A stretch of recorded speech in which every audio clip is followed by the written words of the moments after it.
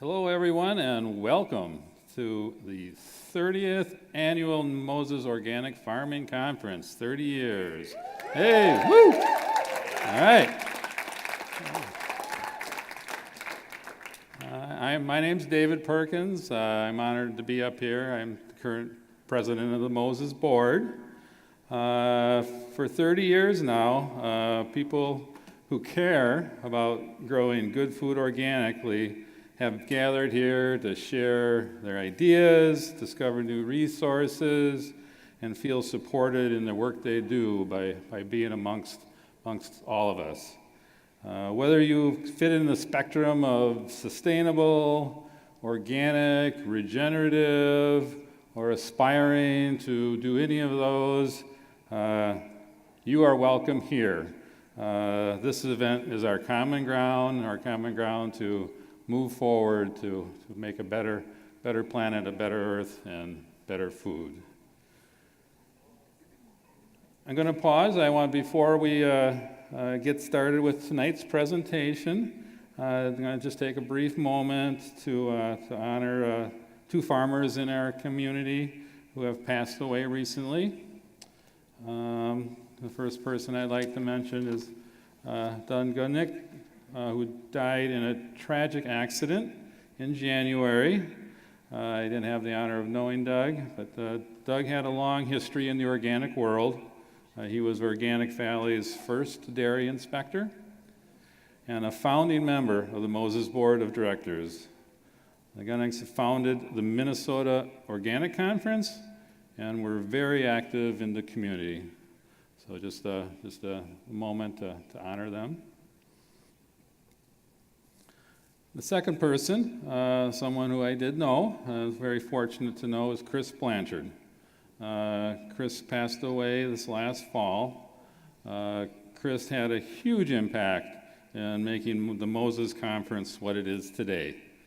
He was the conference co-director for many years and organized many workshops. His workshops were always packed. He was just a down-to-earth person, giving the information that farmers needed, and his honesty with fellow farmers was much appreciated.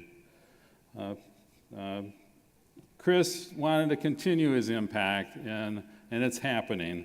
There's a Chris Blanchard Scholarship Fund, which funds people who can't afford to come to the conference, and in just 4 months, $10,000 have come into that fund. Yeah. In honor of Chris. 3 farmers this conference are already benefiting from that, and many, many more in the future. I guess I did know Chris. We weren't personal friends. We're kind of more unprofessional. Chris was at our farm several times. We're in one of his blogs, a moment of quiet isn't kind of what I think's right for Chris. I think more of it's like he wouldn't want any moments of quiet. Yeah, he'll want to make some noise. So let's give Chris some noise. Yeah. Woo. All right. People know Chris here. Yes. All right. Okay. Now there are tributes to both of these men in the lobby outside the gathering hall. And there's a book there that you can share your memories, and their loved ones would very much appreciate it. So please take a moment to do that. Now I'm going to take another brief moment before we get to the show here, the main event, and just wanted to introduce the Moses Board of Directors. I've been on the board for 3 years now, and I've been on a lot of boards over the years, and this board does take a lot of work.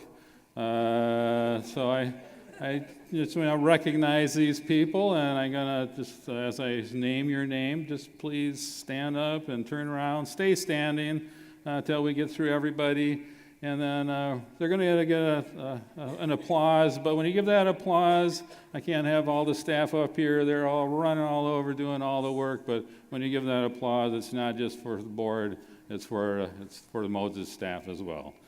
So David Abaz. Right.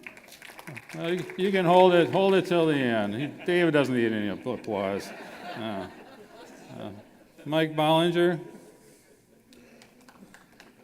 All right, there we go. Sylvia Burgess-Toftis. Good, all right. Dave Campbell. Della Enns. Charlie Johnson. And I'm actually looking at the list because I can't see because of these lights, okay? Sarah Tedeschi. Molly Rockman, sorry. Darren Van Ruden. And Claire Hintz. And all the Moses staff. Let's give a round of applause. Right.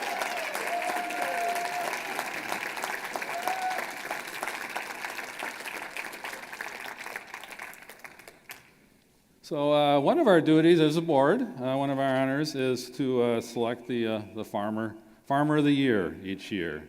This is a prestigious award. It's prestigious because of the incredible quality of farmers that are qualify and are eligible for this award. It recognizes Midwest organic farmers for their outstanding land management, innovative farming practices, and the outreach they do to teach others how organic farming works. It's a great set of candidates, but this year, it's this one set of candidates just off the charts. It's made it a little bit easier to make the decision. This year's winners have had a profound impact on organic agriculture, not just as farmers, but also as educators, policy advocates, and advisors. They have worked at the state, local, and national levels to promote organic agriculture and help shape the country's founding organic standards in the 1990s. They helped set up the International Organic Inspectors Association. In essence, they've been in the front and center of nearly every aspect of the organic world. And with all they've done in the organic community, all the work they've done, they're most proud of their work as farmers. They started farming near Winona, Minnesota in the early 1980s as, if I'm saying it right, Wisco Organic Produce.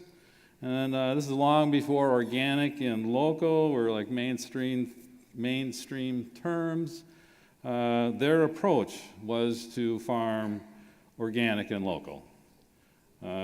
They grew it locally, marketed it locally through a home delivery subscription system long before CSA was known, the Community Supported Agriculture Model. And to reach more consumers, they helped found the still thriving Winona Farmers Market. In their latest farming venture, they're growing nutrient-rich blue fruits and sharing what they've learned in the process through field days, farm tours, and the annual Blue Fruit Fest, which sounds like a lot of fun to me. So, at this point, we're going to bring them up, and so with great respect, let me introduce our 2019 Organic Farmers of the Year, Jim Riddle and Joyce Ford.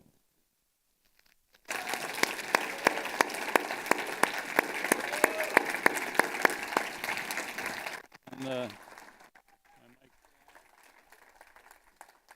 my mic's still on. It doesn't sound like it, but this is a plaque of appreciation, and there, and a couple envelopes with some goodies in there too.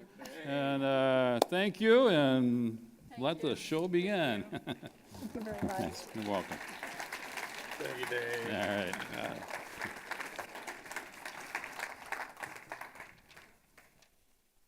Well, hello, everyone. Thank you, Moses and Board of Directors. And thank you to everyone who has really worked with us and helped us and supported us along this way. It's kind of humbling to be up here and talk about the things that we've done in our lives. And Jim and I, we've always wanted to be part of the solution to world problems. We don't want to add to them. And we also like to focus on positive solutions. So I hope you'll enjoy our presentation. Jim? Thank you so much. I mean, we truly are honored to be given this award. And I keep saying anything we've done has always been done in partnership with other people. And we never have operated in a void. And there's so many special people. It's just been great already. And I'm looking forward to seeing and connecting with so many of you the next couple days here. So we put a little show together that kind of... yeah, I see it down there. It's up on the screen. There, whoops. There we go. Okay. All right. So, so on the road to Blue Fruit Farm. So a little bit about our lives kind of behind the scenes. Some things that weren't in the article and some things that were. So we'd just like to share some of our experiences. So I'll start off just the fundamental principle that we operate by, and I know is at the heart of the organic movement, is healthy soil. Healthy soil leading to healthy plants, healthy animals, healthy people, and a healthy planet. And there's some potatoes from our garden. You just see that crumbly, rich soil. You don't know if you want to eat the potatoes or the soil. It looks so good.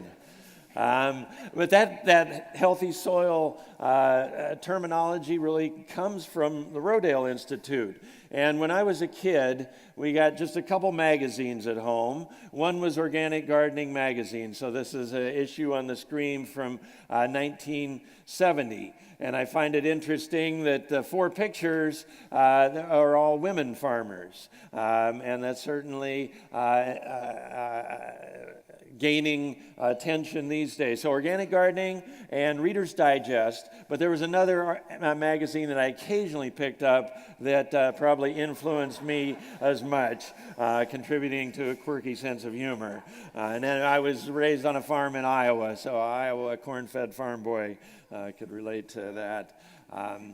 But a real influence in my life was our mother, Siri, and she gardened, she composted, she mulched, she taught us a love of nature.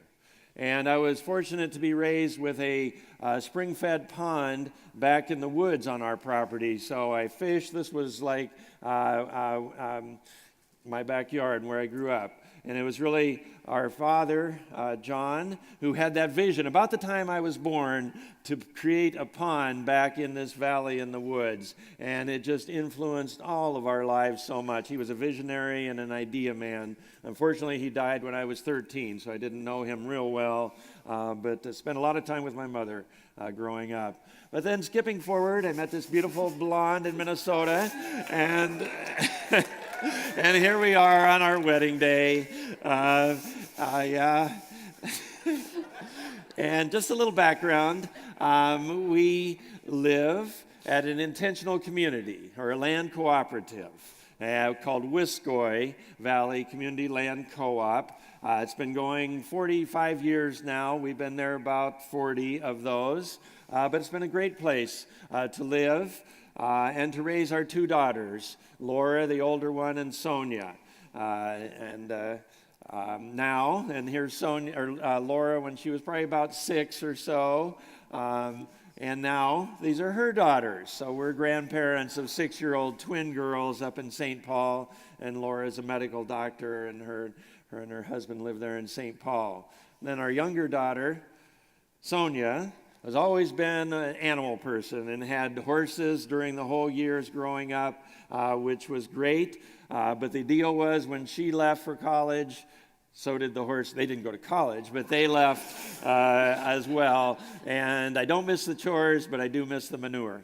And then she now lives, her and her husband, in New Hampshire and have an 18-month-old girl out there that is drawing us in that direction more and more of the time. But anyway, this is our home just last week after the previous snowstorm. But when we settled here, this was just a hayfield. So we tore down old barn, an old country school, another house, and rebuilt this earth-sheltered off-grid. We lived off-grid totally for 25 years with photovoltaic and then wind energy. And then more recently, we've added a bigger array and are actually hooked to the grid and sell power on sunny days. And at our intentional community, there's about 20 adults that live there, and there's no one dogma, no one leader. We operate by consensus, which means we have to talk a lot and learn to listen, and you don't always get your way. But we meet every Sunday, and with kind of a combination meditation, song, feelings, and business for an hour and a half, and if we're not done, we come back to it next week.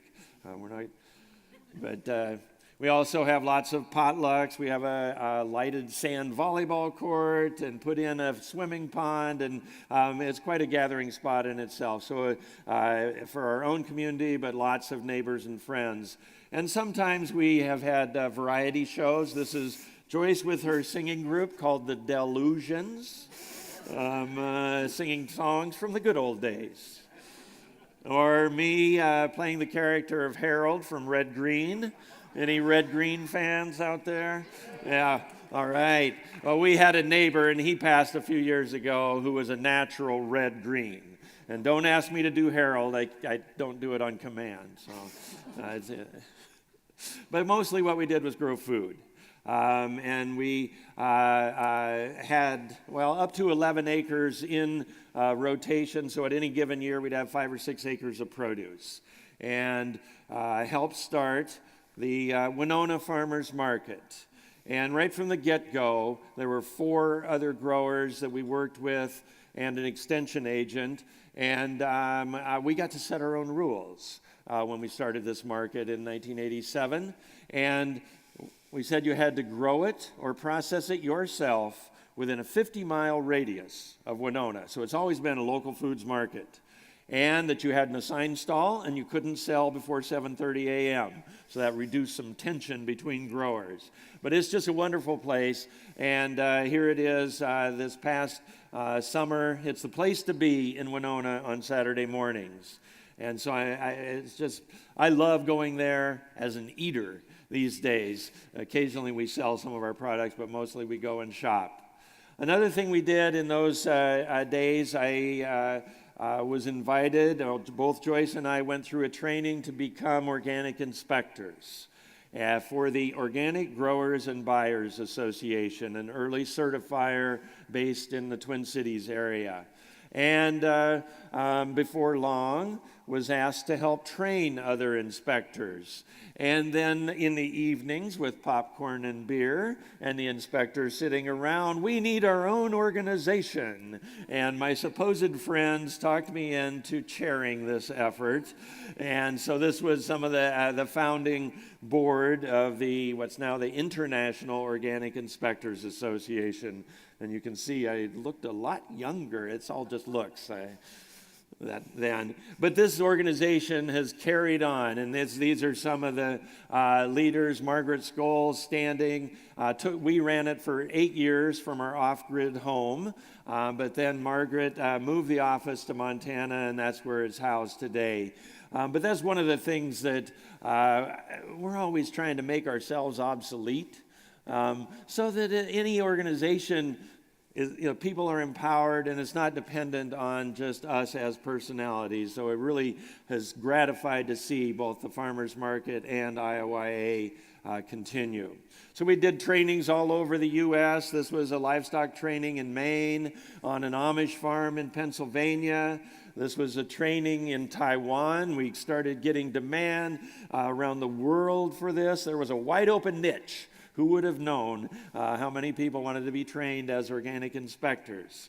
And I did a number of trainings in Japan, and also got to work with their government. This is the Vice Minister of Agriculture, in helping them finalize their organic standards and regulations. But anytime you're in Japan, then it involves going out to eat, and then possibly karaoke, or maybe you might get drafted to be part of a parade that's going by.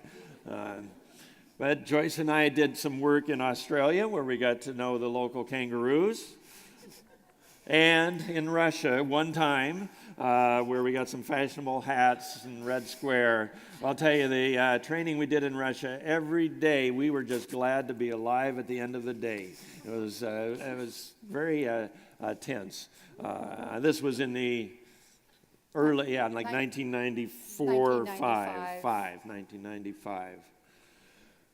Late in the 90s, I was approached by the Ministry of Environment of Finland, who had money to write an international organic inspection manual. And so Joyce and I took that on. We gathered input from all over the world, really, certifier standards, quality assurance, inspections. And then in January of 2001, I got to go to Helsinki in January and actually gone to the Sauna Society headquarters, among others, and did a training for the government inspectors and got to present the final product to the ministry. I guess it was 1997, the USDA released their first proposed organic rule. And it was right before Christmas, and I was scheduled to go to Japan for one of these trainings, and it's like, oh man, this is really bad. And so I spent pretty much those Christmas holidays analyzing, and some of the big issues, a lot of you I'm sure remember, it would have allowed genetic engineering, sewage sludge, irradiation, the antibiotics, feeding of slaughter byproducts, and this stupid seal. I don't know if any of you remember this. This was the original proposed organic seal. And it's like, boy, that's not very attractive. Kind of reminded me of this like fallout shelter overlaid with a not sign. I mean, really, you put those together. And I knew they could do better because they had just released this Radura to go on irradiated food. All right, so what are they trying to sell here? Yeah, kind of like their new bioengineering seal that they're floating out there right now. Very attractive. But we got that rule removed. We got a new regulation in place that was recognizable as an organic standard, and now we have this USDA organic seal. And I guess the message for me, we're the ones that went to the government and said, please regulate us. That meant a lifetime commitment of being engaged. It's our word. It's our standard. And if we're not at the table, we'll lose it. So we need to stay engaged as a community, serving on the National Organic Standards Board, and defend this.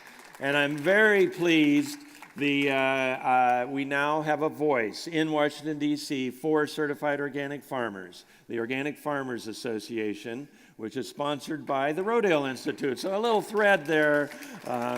But I do encourage you, they have a booth, 805 here at the show, to stop by and check out membership and get one of the nifty buttons. In 1998, there was State Senator Janet Johnson.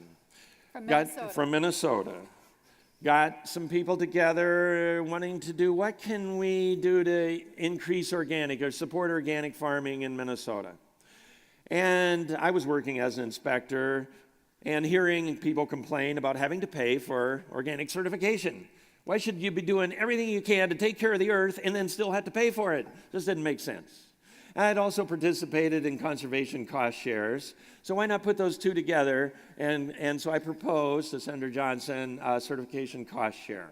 And we had a Republican House, a Democratic Senate, pitched it to the Republicans as regulatory relief, pitched it to the Democrats as environmental protection through agriculture, and we had a tripartite system because we had Jesse Ventura as our governor. And it was in his first budget bill, and the governor of Minnesota has line item veto power. And so things he didn't like, he stamped with a pig for pork. And so he went through, and it didn't get the pig. It survived. It was $35,000 then, and paid up to $200 reimbursement on your certification costs. Well, once we passed it, then a few other states started adopting it, North Carolina, Iowa, Vermont, Montana.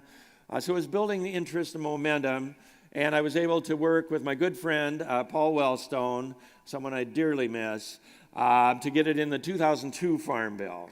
And where it's remained, and now nationwide, any certified operator qualifies for a 75% rebate.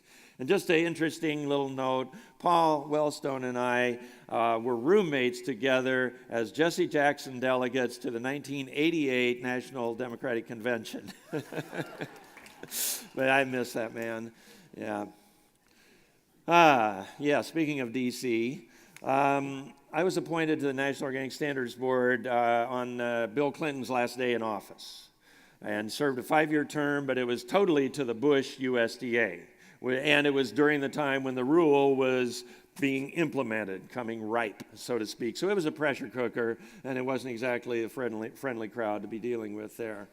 But we held numerous meetings, took all kinds of public input, and I had such an honor to serve with wonderful people that were appointed with me at the same time. Goldie Coughlin from Washington State, Dave Carter from Colorado, Rose Koning from Florida, and George Seaman right here from Wisconsin.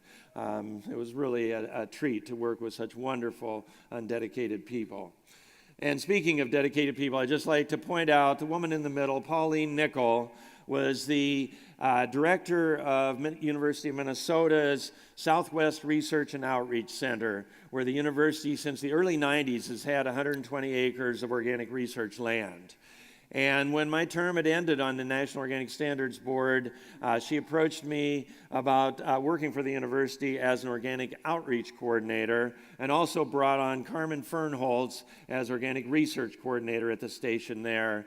And I was in that position for 7 years, and it just was such a privilege to be a part of the University of Minnesota, where now has over 1,000 acres certified organic, 150 head certified organic dairy herd at Morris, and just doing a lot of great work.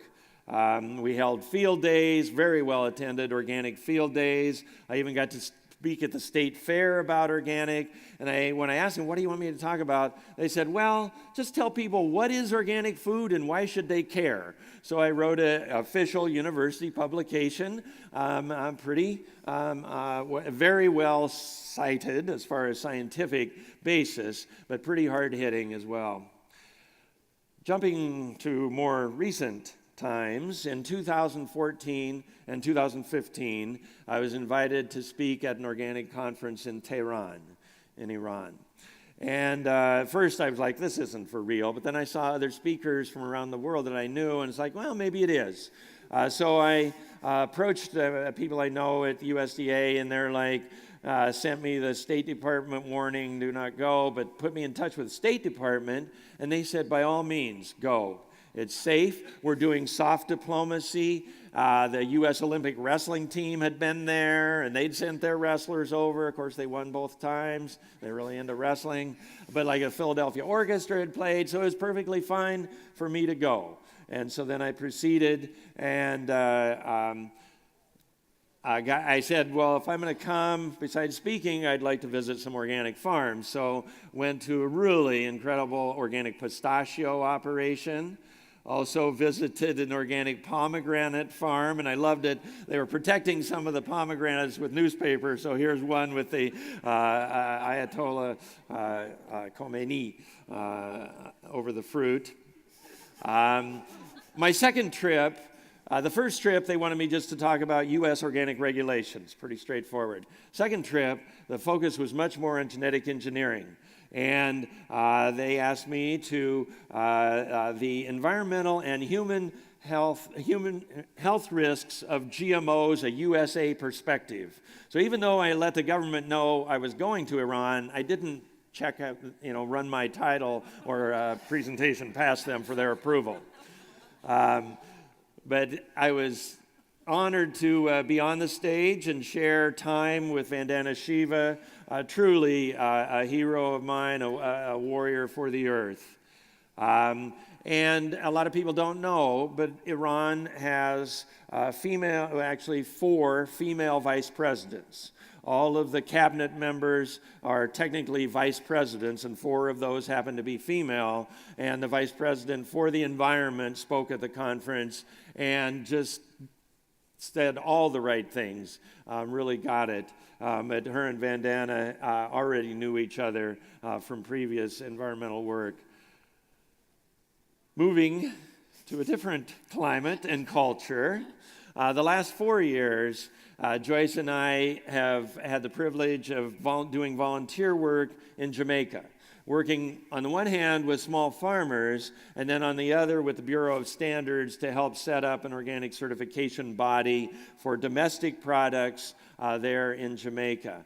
And now they're just accepting their first application, so they've moved forward with that. And another thing that the project, and I just want to point out the white man in the photo there, Tony Cleese from North Carolina, was the leader of the Carolina Farm Stewardship Association for many years, and then led this project and several others in the Caribbean, and we lost him last year as well. So I just want to acknowledge the incredible work and contributions that Tony did. And one of the things this project did was to start a natural foods farmers market in Kingston, which is not a tourist town, pretty gritty place, but it has gone over well and given a market for so many small producers who are interested in organic and natural, healthy things. So, before I let thoughts of Bob Marley distract me, I'm going to turn it over to Joyce. And I'll be back. So I'm just going to go back in my early history a little bit. When I graduated from college in 1972, I wanted to be an organic farmer. And I had to move from Florida to Minnesota and marry an Iowa farm boy to make that happen, because I didn't grow up being a farmer. We were fortunate enough to settle here in the Driftless region, where many people were starting to farm organically and live sustainably. And in 1984, with folks from western Wisconsin and northeast Iowa and southeastern Minnesota, the Driftless Bioregional Network was formed. And this was very instrumental for many of us. It was an organization. We held quarterly gatherings. We gave workshops, ate a lot of great food. We held discussions on visioning the just society and practical techniques for activists. We had a lot of enthusiasm and experimented with alternative energy, cooperative living, spiritual growth, and organic farming. This was one of the workshops that was given at our community. We held two-day gathering that I remember making a lot of food for and serving over the course of the weekend. And this was our early solar panels that we started with. Since Jim talked about our early days and being inspectors, I'm skipping forward in time. In 2007, a natural gas company representative called me out of the blue and asked me, well, I had been an organic inspector, and asked me if I could monitor construction of a natural gas pipeline that was going through an organic farm near Northfield, Minnesota. And, you know, I have a schedule. I'm busy doing other things. And I said, well, how long is it going to take? And he said 2 weeks. Well, it took 2 months. And I showed up at 6:30 in the morning, and they sent me out to immediately go out and buy some steel-toed boots and a hard hat and some safety clothing. And my job was to monitor implementation of a 4-page regulation that I'd just seen the night before that had been added to the Minnesota Agricultural Mitigation Plan for pipeline construction. This regulation was put into place because of the work of Atina and Martin Diffley. Now, you've seen, Martin's going to be here later. Atina, I've already seen, so I know she's here. They fought in the courts to prevent a crude oil pipeline from being buried through their organic farm. And for more on that story, read Atina's book, Turn Here, Sweet Corn. It's very good. My job was to protect the organic integrity of the fields, to protect their certification, verifying that the organic soil stayed on the organic farm, dirty machinery was cleaned of soil, weed seeds, and other potential contaminants. And I also negotiated the concerns of the farmer with the company. So I've since monitored other farms and trained pipeline inspectors. So if you ever find your farm in this situation, there are regulations to help you, especially if you're at least in Minnesota and Wisconsin, but call me, because I can help. During this time, I also worked for the International Organic Accreditation Service. I have a lot of acronyms in the organic industry. But I worked as an auditor, traveling to a number of interesting countries to audit the work of organic certification bodies to ensure they follow their policies and procedures and their organic standards.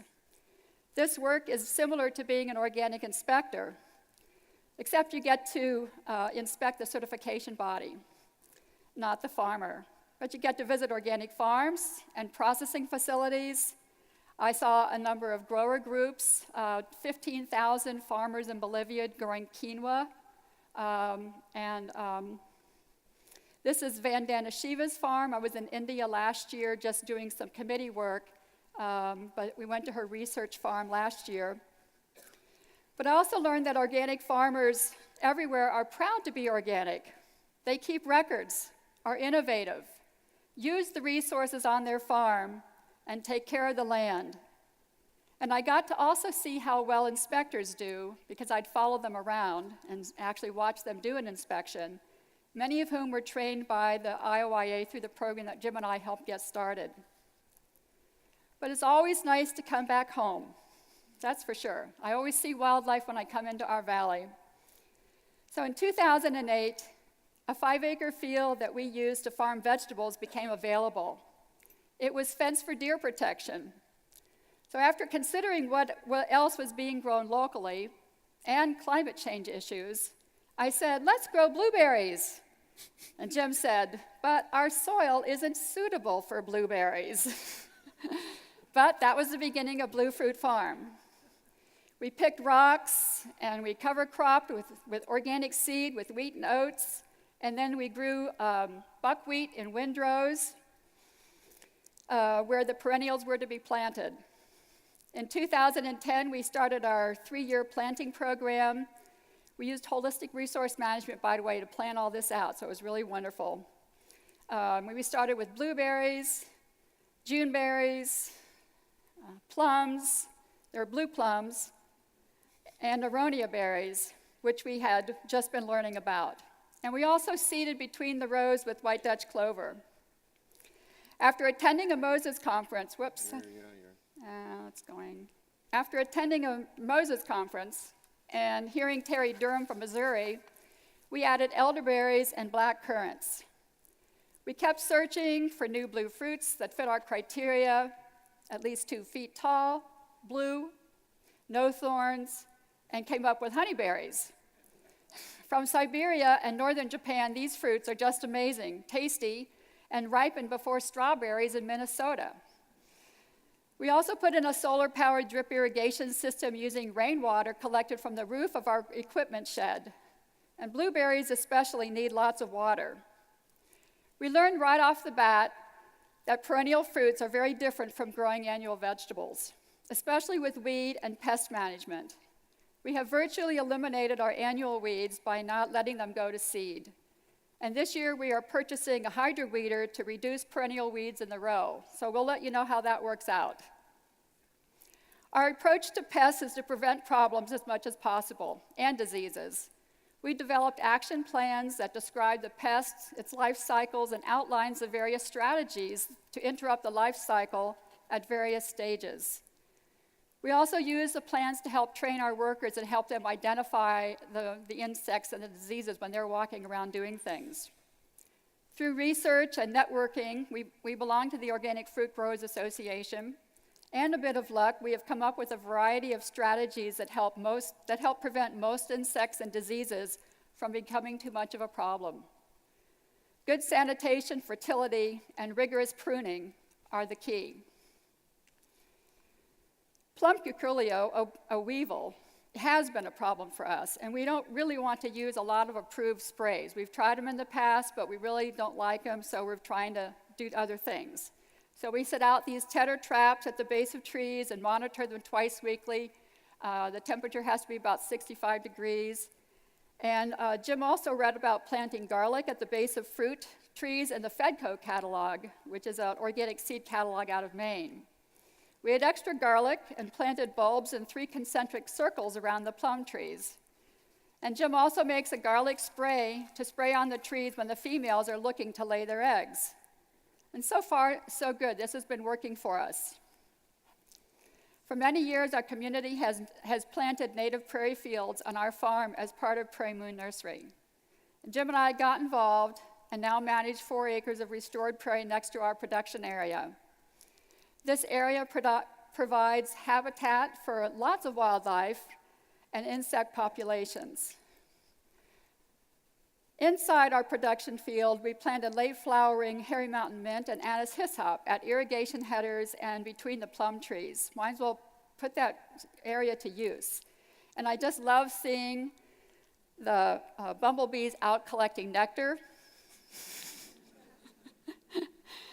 And the fragrance when we're harvesting the mint and the hyssop seed is quite intoxicating. And there are always nooks and crannies on a farm where wildflowers can flourish. On spring days when bushes are blooming, we see a variety of pollinators, bumblebees, other wild bees, and even flies. We also see a lot of monarch butterflies. And several times we have found the chrysalis of Luna moths hanging in our fruit bushes. One year, a swarm of honeybees flew overhead while we were picking black currants. And later we saw this swarm clustered on some juneberry branches. And then they started to leave as a group, and there was a lot of buzzing in the air. And they were circling all around together until they got it all together, and then they flew off. It was just quite amazing to see something like that happening right there. I have really grown to appreciate Mother Nature and marvel at the variety and the beauty around us. To see Mother Nature at work, water percolating into the water table, dragonflies materializing out of nowhere to eat gnats clustered in the air, and just listening to nature. There's a lot of sounds that she makes out there that you can hear. We do a lot of outreach at Blue Fruit Farm. We give 4 to 5 tours a year. Twice a year, we host a sustainable living class from the UW La Crosse University. They learn about renewable energy and alternative living and organic farming and do about an hour's worth of work. So here they were planting a windbreak. Then we have a potluck lunch that was all organic foods. We also love having kids out, especially Jim. He loves to have them taste new fruits and just expose them to Mother Nature. This year they were fascinated with part of a rabbit carcass that an owl had killed that morning. And they love the monarch butterfly caterpillars. Another type of tour that we give are garden clubs. They love to visit, and one has now become a buying club for us. It's also a good time when you have people out to talk about food as medicine. Because all the fruits that we grow are very high in antioxidants, and the elderberries have antiviral properties as well, they are great to add to your diet to improve your immune system. Who doesn't need that? We've had to experiment with recipes to use these fruits and have added them to our own diets. We keep hearing more studies about the health of organic foods. And I think Friends of the Earth has a new study out that we just saw on the screen tonight. And I think that is a very important study we should all be aware of. I think this is the future. One of the futures that organic agriculture has is about food as medicine.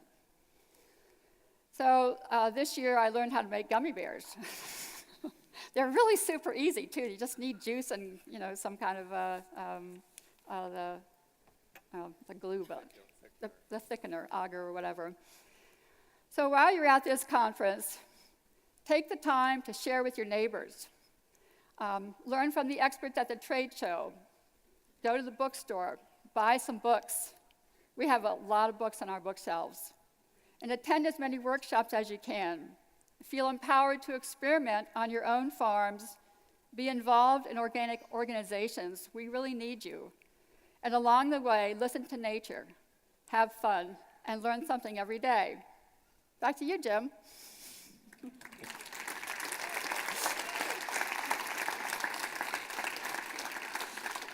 And I would like to take this opportunity to invite those of you who are interested in blue fruits to the Moses Field Day we'll be hosting on August 21st this coming year, and to Blue Fruit Fest, which will be July 27th, our second annual.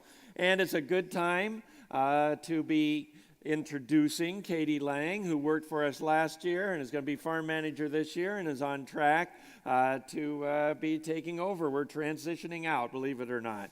So Katie's here. I see you. You want to just wave, and she'll be around. People get a chance to meet Katie. One of the other events we do and have since the beginning, 5 years now, is called Feast in Rochester. And if you haven't heard of it, if you do any value-added processing, it's a great way for food entrepreneurs in the tri-state area to come and show and sell. There's a day for kind of institutional wholesale buyers, and then a day that's open to the public. But yeah, there's Katie. I tried to look for a picture where her hands were still and they were always moving. She was busy that whole day. We both were. It was crazy. But I definitely put that on your radar if it's something that would fit your farm business. One of the things that connections we made at Feast was with Forager Brewing, a craft brewer in Rochester. And now they're buying a lot of our fruit, and you see the blue fruit on the front of that can, but on the back, hand-picked, Minnesota-grown organic plums. And I'm not going to read the whole thing except at the bottom. Thanks to the Blue Fruit Farm for their hard work. Isn't that every farmer's dream to get your name on a beer can? But really, end of the day, it's really time, like Joyce said, to think about what's important in life. What do we really value? And like my mother said, your values are what you live, not what you say. What and how you live. And so, certainly, spending time with our granddaughters, but bringing them to our farm and teaching them the flavor of fresh-picked blueberries and just connecting with nature. And spending time with little Rose in New Hampshire. I personally love that pre-verbal when they don't talk, but yet they're saying things all the time, and you have to tune in and connect at their level, and we're missing too much of that. So we're going to be spending more time with this little girl. But spending time in nature, listening to nature, as Joyce so beautifully said, but having fun. I like to cross-country ski. I try to get out every day when I'm home, play ping pong, cut and split firewood, play board games, card games with friends and family, and then soon hunt for the elusive morel mushroom. And that's something where you really have to let go and tune in and let them speak to you. Listen to the morale of the story. And fishing. That's something we both enjoy and share, something that I grew up with, so I'm really lucky that Joyce shares spending time that way.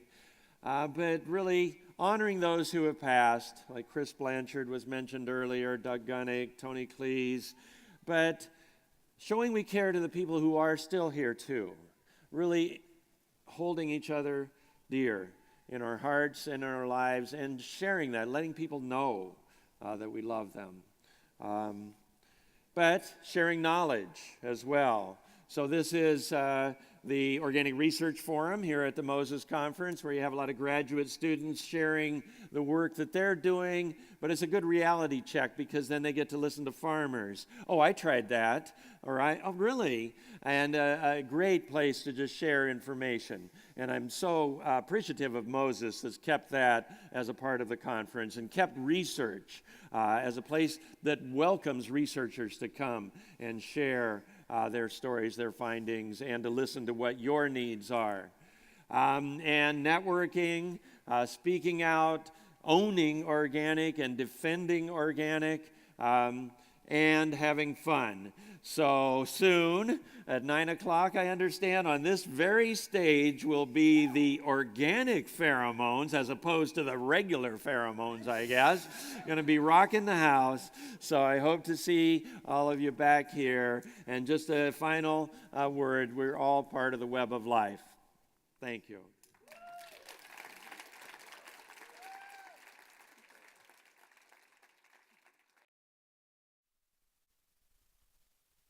Well, congratulations to both of you, and thank you so much for sharing your story. We're so lucky to have you within our community. And I am ashamed to say that he said most of the things I'm supposed to come up here and say, which is great. I hope that you all take time to meet up with Joyce and Jim throughout the conference, and I encourage you to come to that field day that Moses will be hosting there this summer. But also, there's a lot going on yet tonight. So we've already heard about the organic pheromones who will be here in this room at 9 o'clock. Be prepared to dance. There's a cash bar in the back, and all of your friends will be here. So that's an important thing to think about. Also, Prairie Organic Spirits and Hoke Orchard Hard Cider will be available back at that bar at a really reduced rate. So thank you to both of them for offering us some really good organic beverages. Also, in the upper level down in South Hall, there will be a film tonight. The Evolution of Organic will be showing at 8 p.m., and it will be followed with a Q&A with the filmmakers. So if you're interested in that, we encourage you to head over there. There will also be a bar that direction. And, I think it's really important that we just acknowledge, as we were just reminded, that this conference is really a community event. And we're lucky to have so many generous sponsors and friends, presenters, board members who all give us of their time and of themselves. So make sure to look for those sponsor ribbons throughout the conference and thank those people for helping us make this event a somewhat affordable event. And really thank all of you, whether you're a presenter, a farmer, an ag specialist, or just someone who's kind of interested in what we're up to. Thank you for coming, and thank you for participating. We like you.